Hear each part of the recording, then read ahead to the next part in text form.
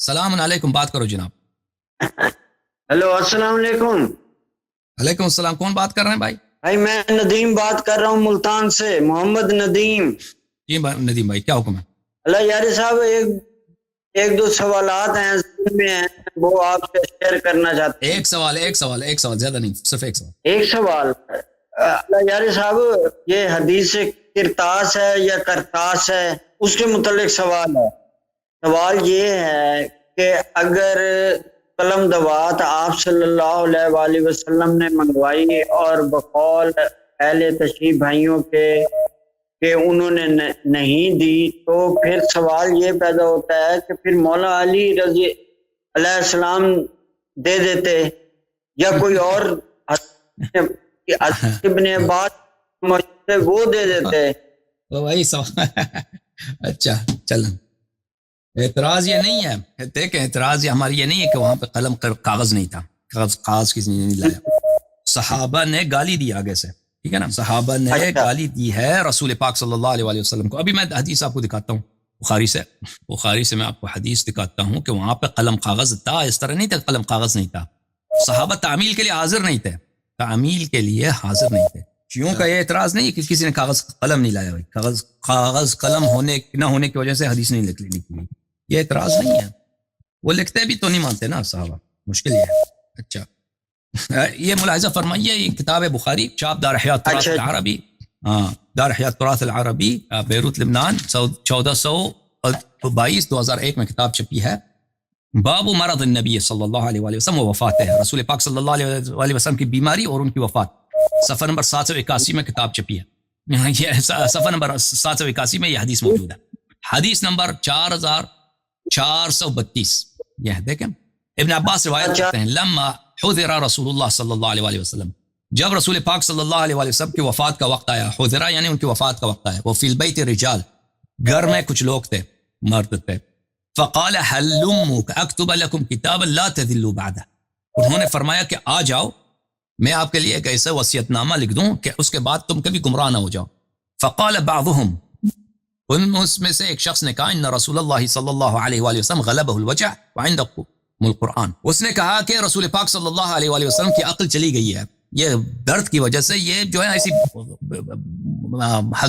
غلط باتیں کر رہے ہیں، ان کا عقل نہیں ہے، ان کا عقل مغلوب ہو چکی بیماری کی وجہ سے، اور آپ کے پاس قرآن ہے، حسبنا کتاب اللہ، قرآن ہمارے لیے کافی ہے، قرآن ہمارے پاس ہے، قرآن کافی ہے۔ فاختلف اہل البیت واختصموا، وہاں پر جو گھر میں جو لوگ تھے، کمرے میں تھے، انہوں نے آپس میں اختلاف کیا، نزاع کیا اور آپس میں مخاصمہ کیا۔ فمنهم من يقول قربوا يكتب لكم كتابا لا تذلوا بعده، ان میں سے کچھ کیا کہہ رہے تھے، کچھ کہہ رہے تھے کہ لے کیا، قریب کر دو، نزدیک لا دو، قربوا یعنی قریب کر دو، قربوا نزدیک کر دو، تاکہ وہ آپ کے لیے ایسی وصیت نامہ لکھ دے کہ اس کے بعد گمراہ نہ ہو جاؤ۔ تو اس کا مطلب ہے کہ وہاں پہ قلم کاغذ تھا، دیوات تھا، جو بھی لکھنے کی چیزیں تھیں، اس کو کہہ قریب کر دو، لکھنے دو۔ اور دوسرے کہہ رہے تھے وَمِنْهُمْ يَقُولُ غَيْرُ ذَلِكَ، دوسرے کہتے تھے کہ نہیں، یہ نہیں کرنا، کہ ان کی عقل چلی گئی ہے اور کہ کتاب اللہ کافی ہے۔ ٹھیک ہے میرے بھائی، یہ بات نہیں ہے قلم کاغذ نہیں تھا وہاں پر، امیر المؤمنین علیہ السلام لے کے آتے ہیں، یہ صریح دلالت کرتا ہے قلم کاغذ وہاں پر ہے۔ صحابہ کا ایک ادعا ہے کہ بالکل کفر پہ وہ مصر ہیں، کہہ رہے ہیں کہ کتاب اللہ کافی ہے، قرآن کافی ہے، حالانکہ سب مسلمانوں کا اجماع یہی ہے کہ قرآن کافی نہیں ہے، قرآن کافی، اور قرآن ان کے پاس تھا بھی نہیں، یہ قرآن جمع بھی نہیں تھا اس وقت، اور یہ بات سے بھائی اسی لیے کہ وہ ہم ان کو لکھنے نہیں دینا، ہم نے لکھنے نہیں دینا، ٹھیک ہے نا۔ اور اس یہ جملہ کہنا کہ غلبہ الوجع، کہ ان کی عقل جو ہے، ان کی درد کی وجہ سے ان کی عقل چلی گئی ہے، وہ ایسی بلا وجہ باتیں کر رہے ہیں، تو یہ بالکل ان کی وہ نزاع بھی کر رہے ہیں، وہاں پہ جھگڑے بھی کر رہے ہیں۔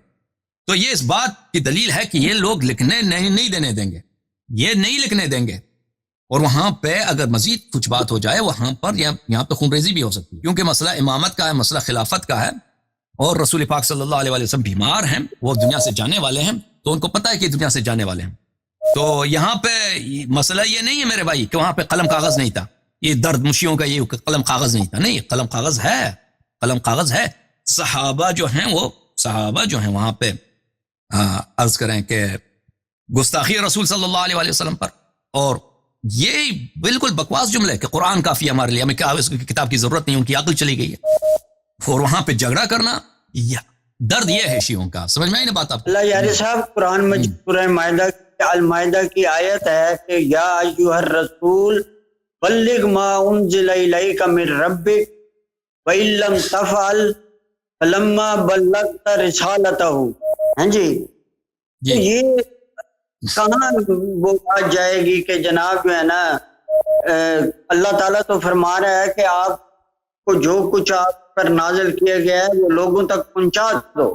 اگر آپ نے نہیں پہنچا تو آپ نے رسالت کا حق ادا نہیں کیا. تو اگر یہ اتنی ضروری تھی تو آپ صلی اللہ علیہ وآلہ وسلم لکھوا کیوں نہیں دی؟ تو میرے بھائی، جب آپ کی خدمت میں عرض ہے کہ یہ آیت ایک خاص مقام پہ نازل ہوئی ہے.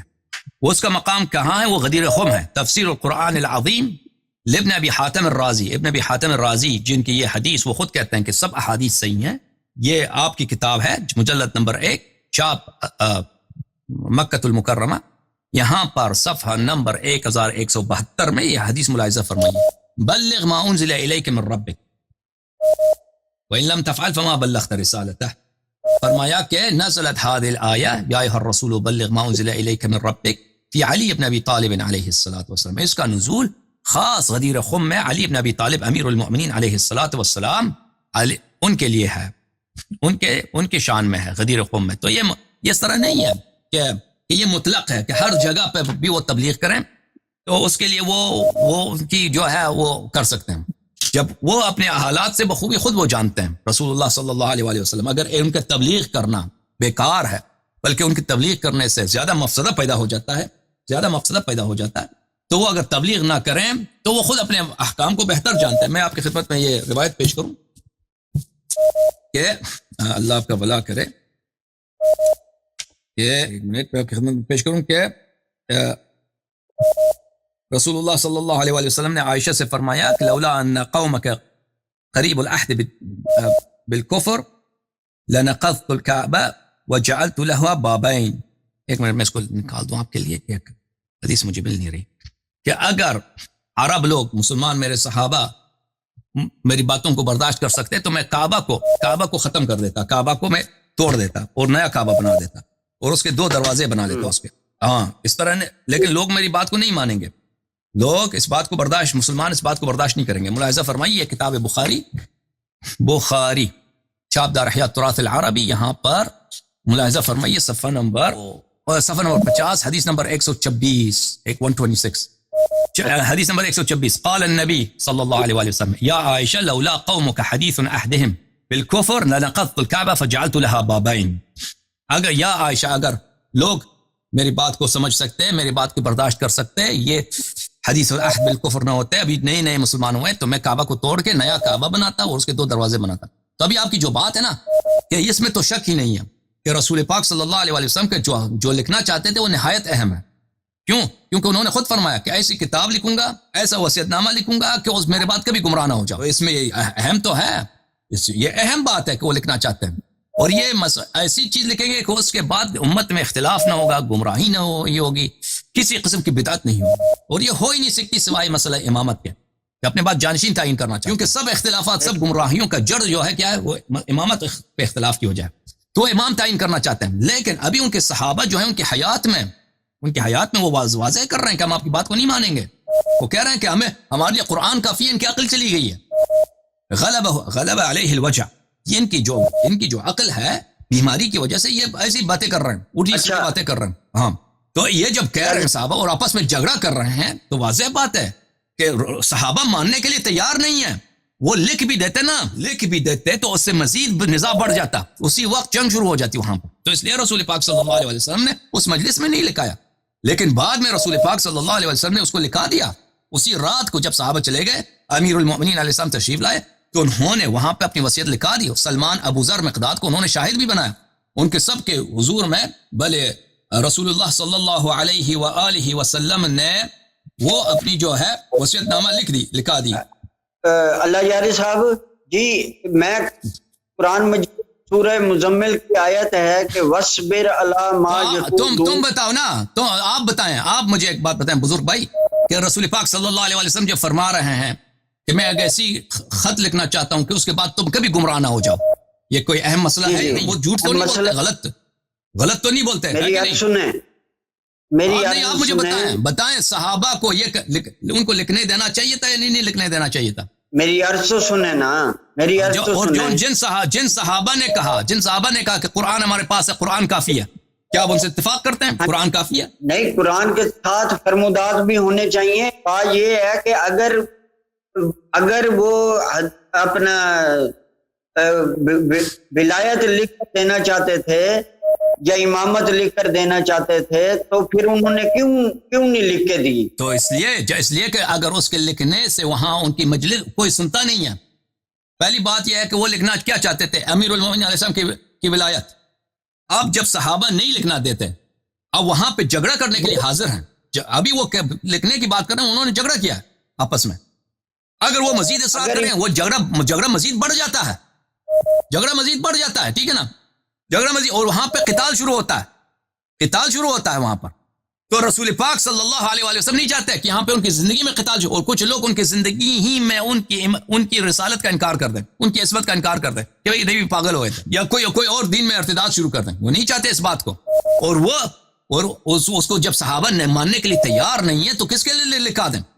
اور پھر اس کے لکھنے میں اور نہ لکھانے میں کوئی فرق نہیں رہا، کیونکہ عاقل کے لیے آج بھی کافی ہے کہ رسول پاک صلی اللہ علیہ وآلہ وسلم کو جن لوگوں نے لکھنے نہیں دیا، ان میں عمر سب سے آگے، جن لوگوں نے لکھنے نہیں دیا ہے انہوں نے کہا حسبنا کتاب اللہ، رسول اللہ صلی اللہ علیہ وآلہ وسلم کی عقل چلی گئی ہے.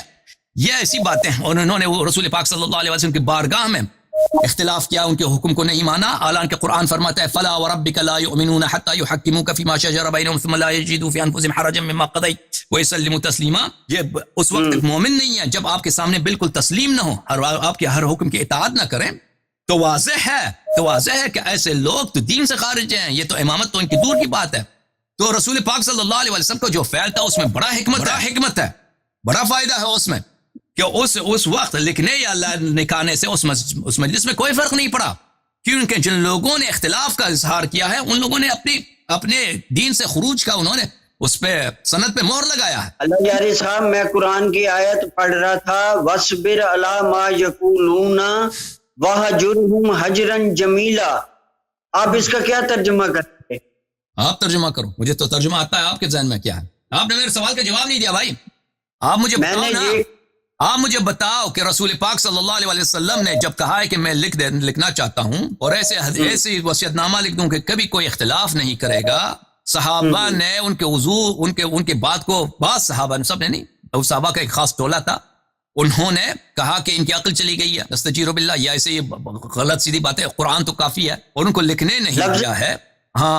لکھنے نہیں دیا، اور وہاں پہ جھگڑا کیا ہے، اور رسول پاک صلی اللہ علیہ وسلم نے ان کو وہاں سے نکال دیا ہے، دفع کیا اور لوگوں سے. آپ